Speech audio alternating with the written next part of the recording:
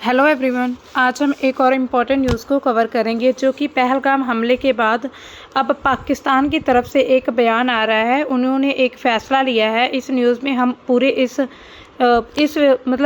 इस टॉपिक को पूरे अच्छे से कवर करेंगे। तो न्यूज़ क्या है कि Pakistan suspends Shimla agreement, shuts border trade and air space to Indian airlines. मतलब जो शिमला एग्रीमेंट है पाकिस्तान का भारत के साथ, वो ख़त्म किया जा रहा है। इस पर बहुत बड़ा फैसला आ रहा है जो पाकिस्तान का। ये न्यूज़ चर्चा में क्यों है? पाकिस्तान ने 1972 के शिमला समझौते को निलंबित कर दिया है और वाघा सीमा को बंद करने की घोषणा की है। वाघा के माध्यम से सभी सीमा पारगमन रोक दिया गया है। मतलब वाघा बॉर्डर के थ्रू जो भी ट्रेड, जो कुछ भी हो रहा था, आना जाना, उन सभी को बंद कर दिया गया है।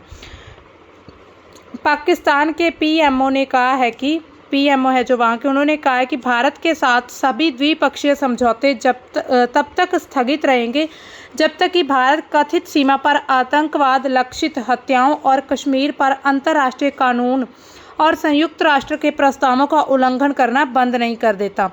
तो ये पाकिस्तान की तरफ से उनका जो भी टिप्पणी आ रही हैं।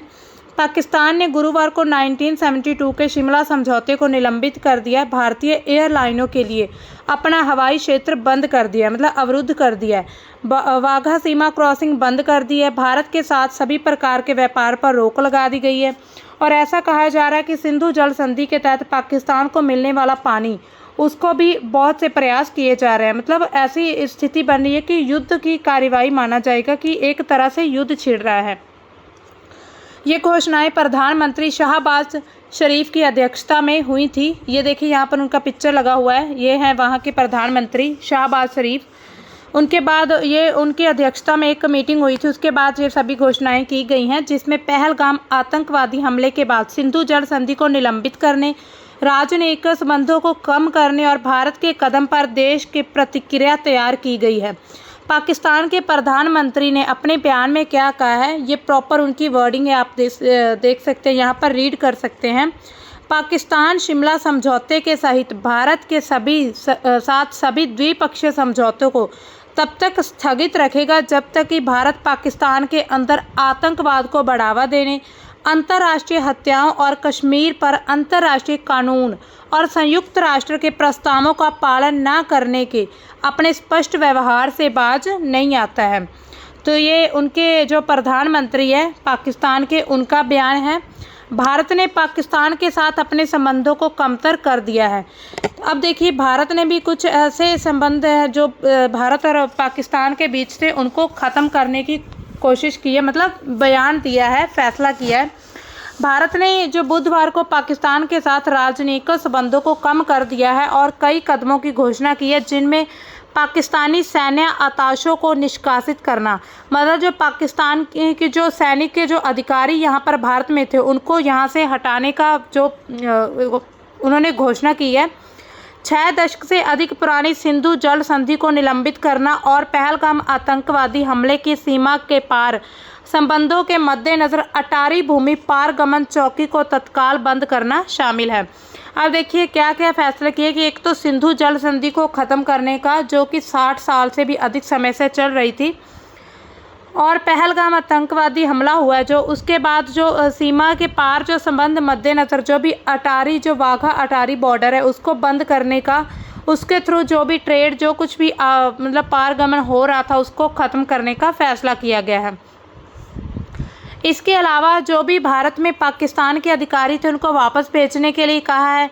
और जो भारत में पाकिस्तान के जो लोग गए, जो भारत के लोग पाकिस्तान में गए हैं, उनको वापस बुलाने का समय दिया गया है।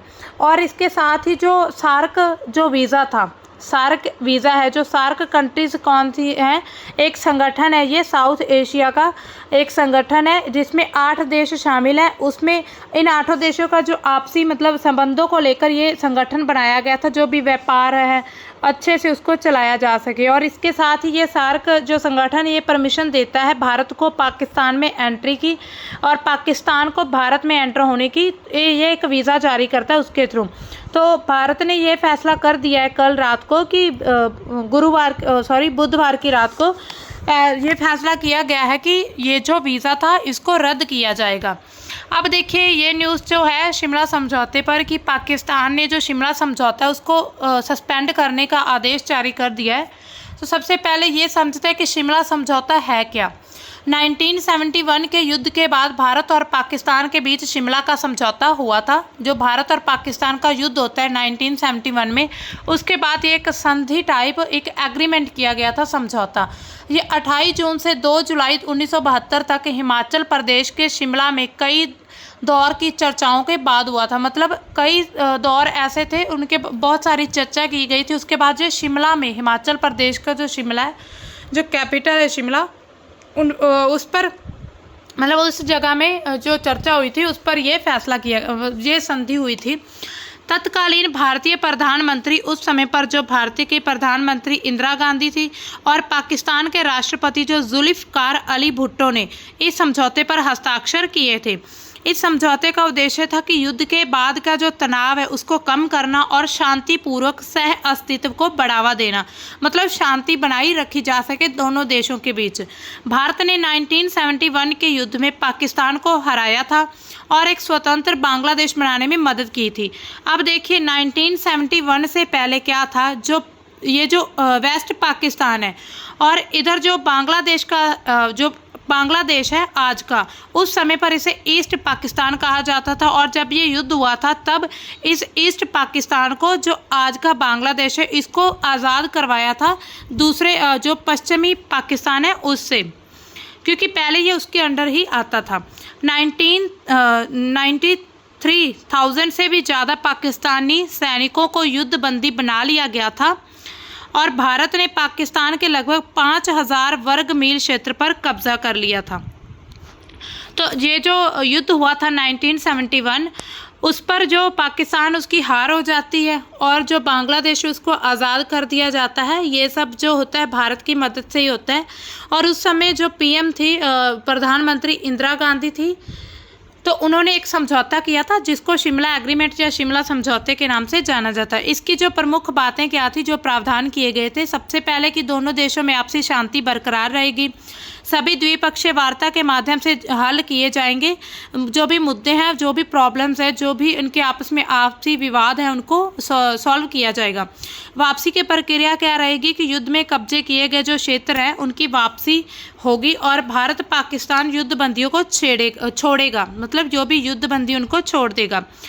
लगभग 13,000 वर्ग किलोमीटर क्षेत्र वापस किया गया था और सभी युद्धबंदियों को रिहा किया गया था। इस एग्रीमेंट के तहत दोनों देशों ने 1949 के युद्ध विराम रेखा को नए नाम से, यानी कि लाइन ऑफ कंट्रोल के तौर में स्वीकार किया था। LOC जो है, लाइन ऑफ कंट्रोल, जो पहले युद्ध विराम रेखा लगी थी उसको इस नाम से उन्होंने स्वीकार कर लिया था।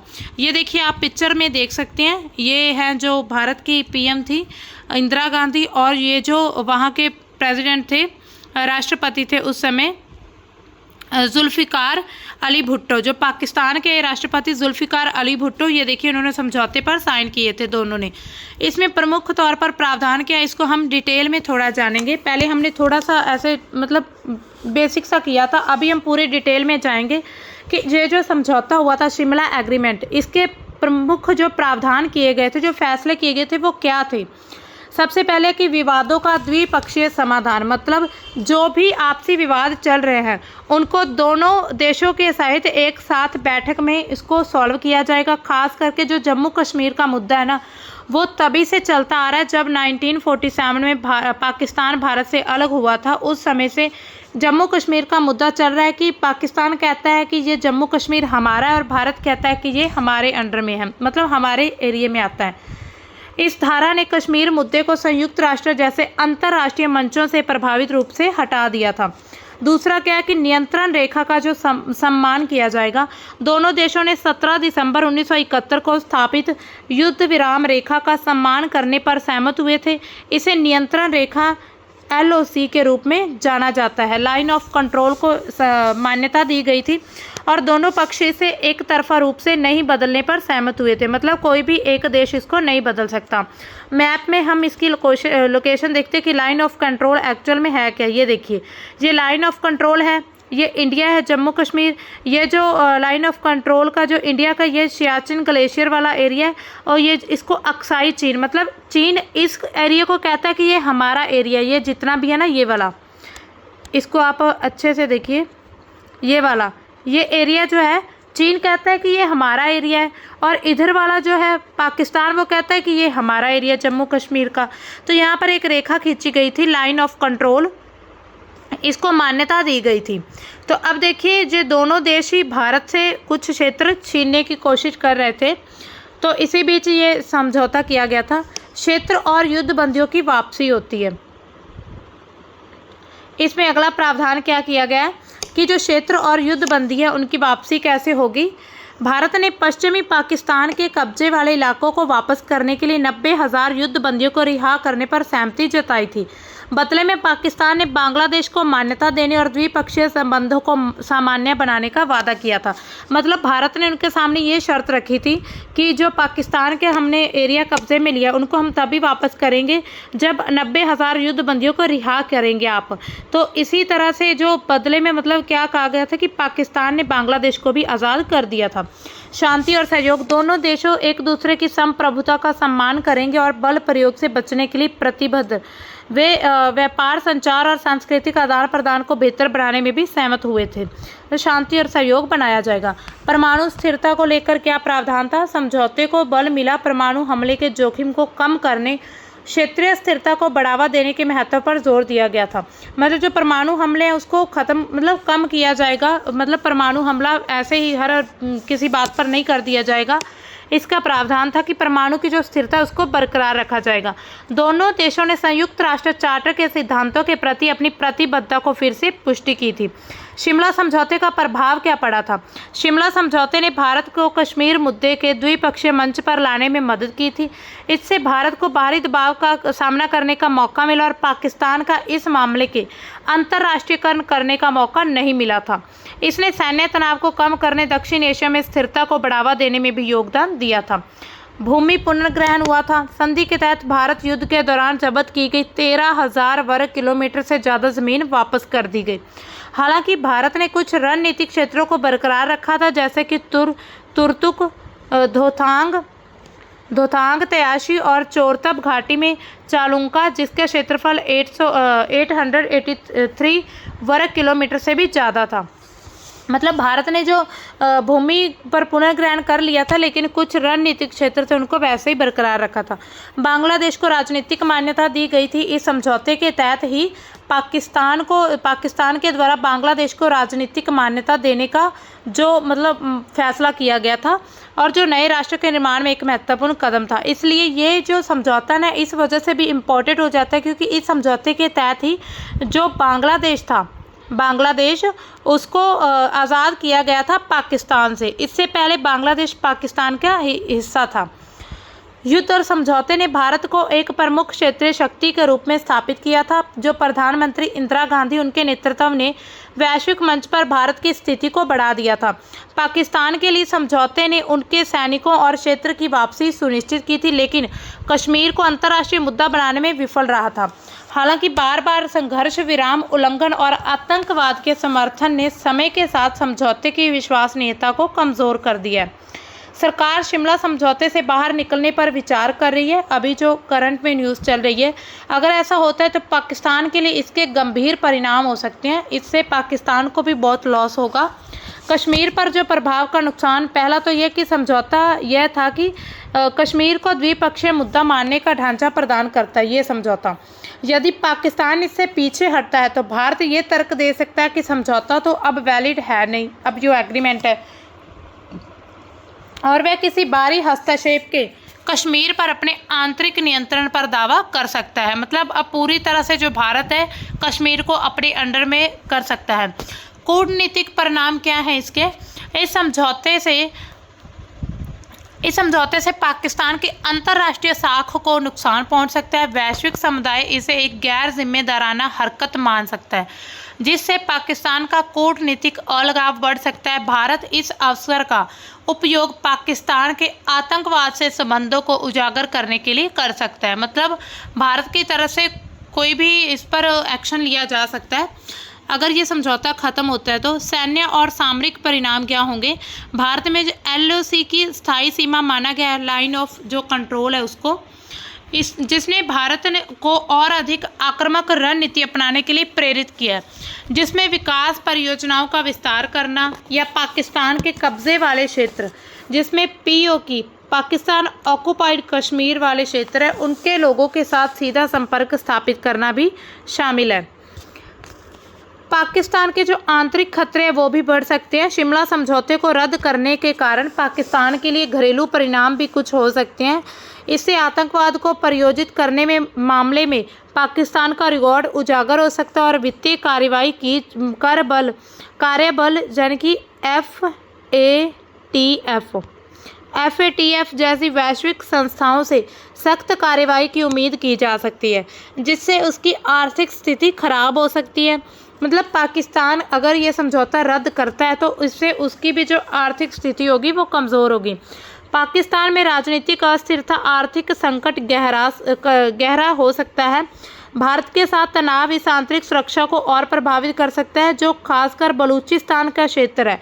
अभी जो बलूचिस्तान कह रहा है कि हमने पाकिस्तान से अलग होना है, तो इसी तरह से इस मुद्दों को मतलब कि जैसे कहते हैं ना, वो हवा मिलेगी ऐसे मुद्दों को, और फिर ये मुद्दे और ज़्यादा उभरने शुरू हो जाएंगे।